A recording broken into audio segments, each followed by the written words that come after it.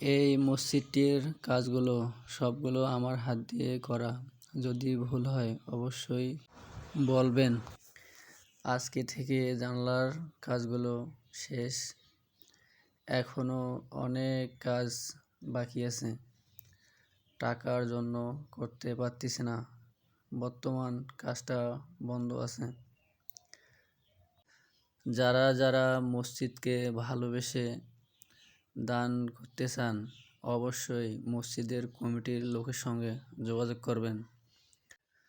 ঠিকানা গাইবান্ধা জেলা, সাদুল্লাপুর থানা, মিরপুর থেকে দক্ষিণে মহেশপুর রোডের সঙ্গেই।